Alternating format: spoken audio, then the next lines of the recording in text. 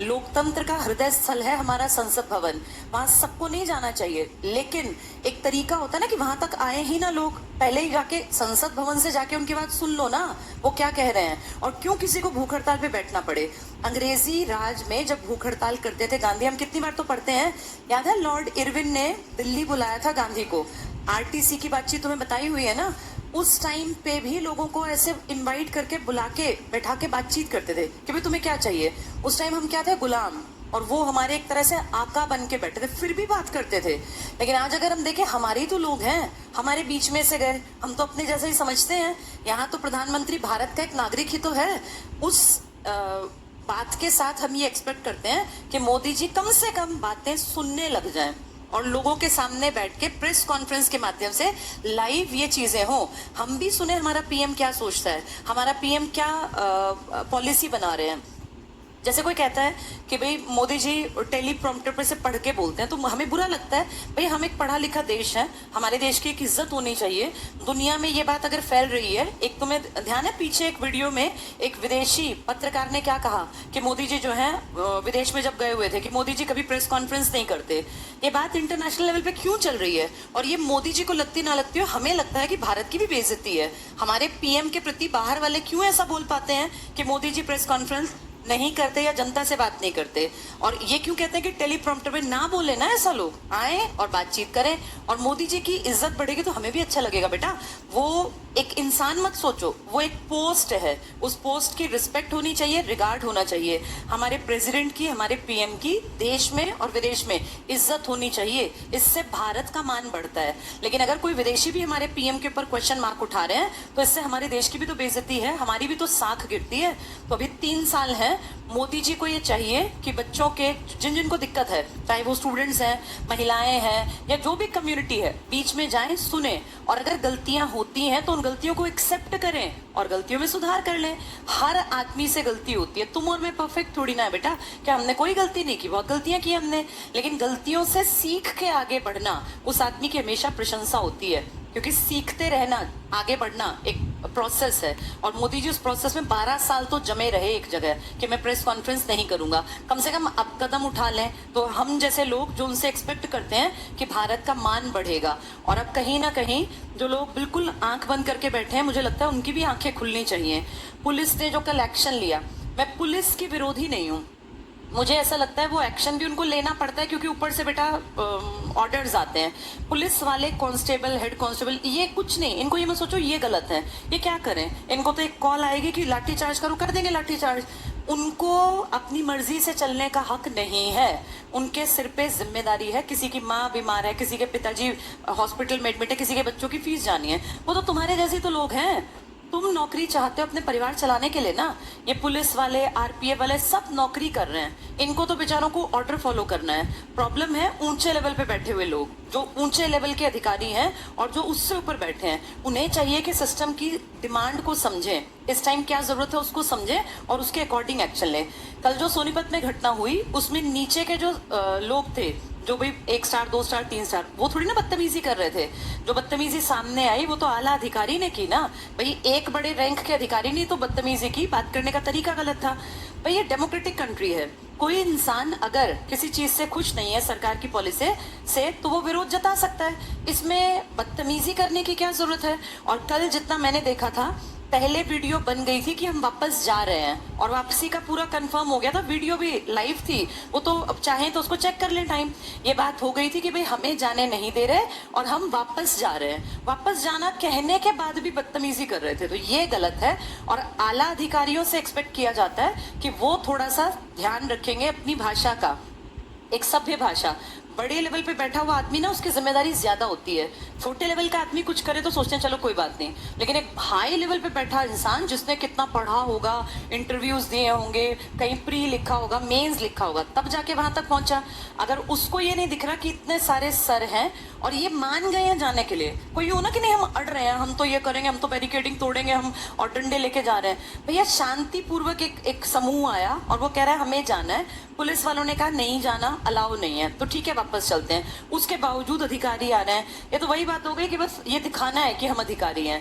भाई कंधे पे राजकीय चिन्ह लगाने से आप बड़े अधिकारी नहीं बनते हैं, वो आप पद पे बैठ गए हैं, लेकिन आपका व्यवहार ये तय करता है कि आपको इज्जत कितनी मिलेगी। तो ये थोड़ा सा जो बड़े लेवल के अधिकारी हैं उन्हें भी ध्यान रखना चाहिए।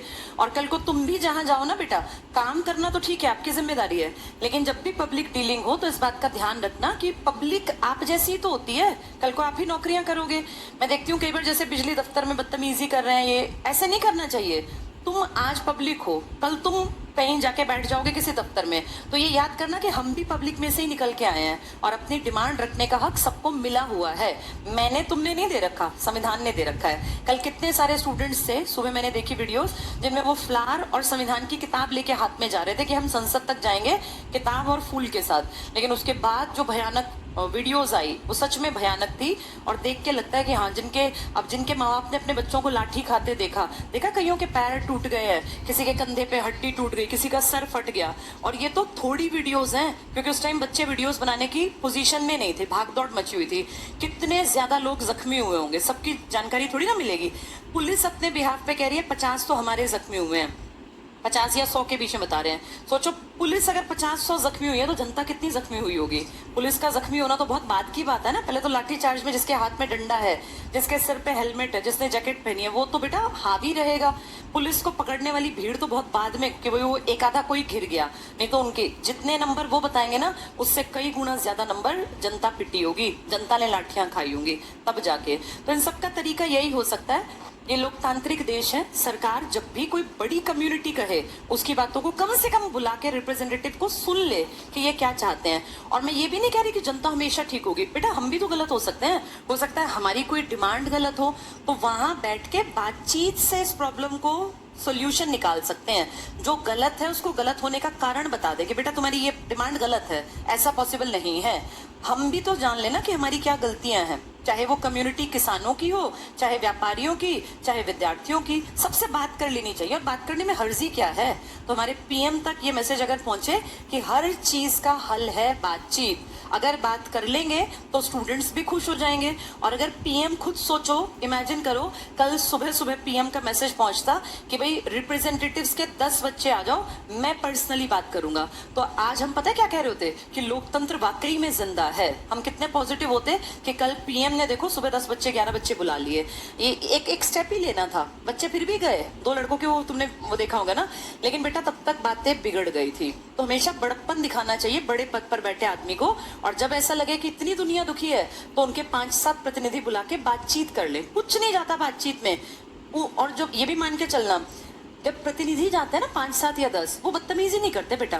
पहली बात तो भीड़ सारी जाती नहीं, पूरी भीड़ को बोलना भी नहीं आता। कुछ लोग जाते हैं जिनको समझ होती है, जो क्वेश्चन पूछ सकते हैं और आंसर दे सकते हैं, जिनको बोलना आता है। जब एक बंद कमरे में प्रधानमंत्री बैठा है या कोई बड़ा मंत्री और सामने टेबल के 8-10 बच्चे बैठे हैं, तो बहुत प्यार से सलीके से बात हो सकती है। और जो अंदर जाएंगे ये मान के चलो कोई हथियार लेके तो जा नहीं सकता पीएम से मिलने, खाली हाथ जाएंगे, कोई डर तो है नहीं कि बच्चे कुछ करेंगे, सिक्योरिटी भी तो वहां होती है। तो सिर्फ एक बात ही तो करनी है। अब आगे के लिए सीख ले सकती है सरकार अगर चाहे, जो दुखी हैं, जो प्रतिनिधि उनमें से हैं, उनको बुला के बातचीत कर ले। और प्रतिनिधि बाहर जाके अपनी जनता, अपने जो उनके साथ है उनको बता दें भाई हमारी ये बात हो गई, चलो हम इसको खत्म करते हैं। जो कल तरीका था वो सरासर गलत था। और ये मेरे जीवन काल में पहला ऐसा इंसिडेंट था जिसमें बिना किसी पॉलिटिकल पार्टी का चिन्ह यूज किए इतना क्राउड इकट्ठा था, जिसमें 90% बच्चा, 95% बच्चा जवान था, जिसको कोई फर्क नहीं पड़ता राजनीति में कौन किस मंत्री के पद पर बैठा है, जिसको अकल भी नहीं है इन सब की, जो बेचारा सिर्फ और सिर्फ ये डिमांड रखने गया था कि मेरी बात सुन ली जाए, पेपर लीक ना हो। और हम इस बात के बिल्कुल पक्षधर हैं कि चाहे कम बच्चों को नौकरी मिले, लेकिन मिले उनको जो सच में काबिल हैं, जो तैयारी कर रहे हैं, जो मेहनत कर रहे हैं। तो ये सरकार तक अगर बात पहुंच पाती है तो बहुत अच्छी बात है। अदरवाइज जिस ढर्रे पर अभी काम चल रहा है, ये सरकार चौथी बार तो किसी भी कंडीशन में आ नहीं पाएगी। इसी ढर्रे पर अगर चलती रही तो फिर इसको भी आगे जाके कहीं गलती ना गिना जाए कि क्यों हमने 3 बार सरकार को बनाया, क्यों सरकार पे विश्वास किया। तो अभी सरकार के पास 3 साल है, 3 सालों में खोया हुआ विश्वास वापस जीत सकती है। एक्शन हमेशा ज्यादा बताते हैं। सरकार अब भी अगर ठीक से काम कर लेना तो 3 साल में सरकार की इमेज कहीं ना कहीं, हमारा ट्रस्ट वापस से बन सकता है। अदरवाइज सब कुछ खात्मे की तरफ है ये। चलो अपने टॉपिक को नहीं पढ़ती हैं, लेकिन प्रॉब्लम क्या है, ऐसा लगता है कि बार बार बदलने से सरकार काम करने का टाइम नहीं मिलता। भाई बड़े प्रोजेक्ट तो 10-20 साल चाहते हैं, तो हम ये सोचते हैं कि क्या पता कर ले। अब आज की स्थिति ये है बेटा, 21 राज्यों में बीजेपी है। 21 राज्यों का मतलब राज्यसभा में किसकी मेजोरिटी है? बीजेपी, क्योंकि राज्य से तो जाते हैं राज्यसभा वाले। 21 राज्य एक तरफ हैं जो एक नारा लगाएंगे, चाहे वो कितनी गलती कर ले वो मानने को तैयार ही नहीं होंगे हमने गलत किया। 28 में से 21 तो एक तरफ हो गए ना, बचे जितने 7 बचे, उनमें भी कोई एक पार्टी नहीं है कि हम ये सोचेंगे चलो ये पार्टी। अब तुम खुद देखो, कल जो बाइकआउट हुआ है, मुझे तो ऐसा लगता है इस सेशन में इतने ज्यादा मुद्दे हैं, इतने ज्यादा कि मोदी जी जो है वो आंसर करते करते करते मतलब बचते बचते भी पूरा सेशन निकालना पड़ेगा। कितने, ये राम मंदिर की चोरी क्यों नहीं उठ रही दोबारा से? भाई पिछली बार के वोट का एक बड़ा कारण राम मंदिर ही तो था। कितने लोगों ने वोट दिया राम मंदिर के चक्कर में? याद है कितना वो फूलों से वर्षा हुई, बड़ी बड़ी हस्तियां गई, कैसे वीवीआईपी, कितना कुछ, अंबानी जैसे लोग भी गए थे। आज उस राम मंदिर की चोरी पे किसी आदमी ने कोई डायलॉग नहीं बोला, किसी बड़े पद पर बैठे का कोई, क्या कोई फर्क ही नहीं पड़ा? इतने बड़े मंदिर की चोरी हो रही है। तो अब ये देखो, इससे पता चलता है जवाबदेही तो है ही नहीं। अब जिन लोगों ने चढ़ावा चढ़ाया उन्हें तो दुखी तो है कि हमने क्यों दिया। इससे बढ़िया किसी को, गरीब को, किसी अनाथ आश्रम में किसी बच्चे के स्कूल को वो कर देते कि इसकी 12 साल की फीस हम देंगे, उसमें ज्यादा फायदा रहता। तो इसलिए ना अब कहीं ना कहीं हमारा विपक्ष बहुत ज्यादा कमजोर है बेटा। विपक्ष अगर दमदार हो ना तो इनकी नाक में दम कर दे। इतने क्वेश्चंस हैं, इस एक महीने में इतनी गड़बड़ियां हुई हैं जिसका ये जवाब देते देते परेशान हो जाएंगे। और आंसर, मान लो क्वेश्चन पूछा, आंसर कोई आईएएस तैयार करेगा, कितना झूठ बोलेगा? हमारे सामने स्पष्ट है। क्या मंदिर में चोरी नहीं हुई? 100% हुई है। क्या नीट का पेपर लीक नहीं हुआ? हुआ है। क्या ये सारे नौकरियों के पेपर लीक नहीं होते? हर चीज के तो वीडियोस हैं। लेकिन प्रॉब्लम ये है कि कोई बोलने वाला नहीं, कोई पूछने वाला नहीं। अब कल मोदी जी ने क्या किया? बाइकआउट करके चले गए।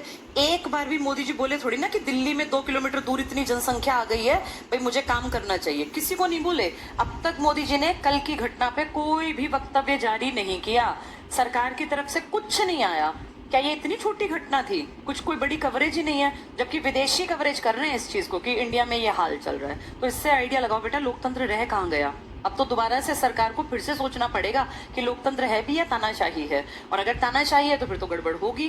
लोकतंत्र है तो फिर भी अभी संभाल सकते हैं। 3 साल हम सोचते हैं ढंग के निकल जाए ताकि अगले इलेक्शन में फिर सोचे कोई आदमी कि मुझे क्या करना है, वरना तो सरकार चली जाएगी।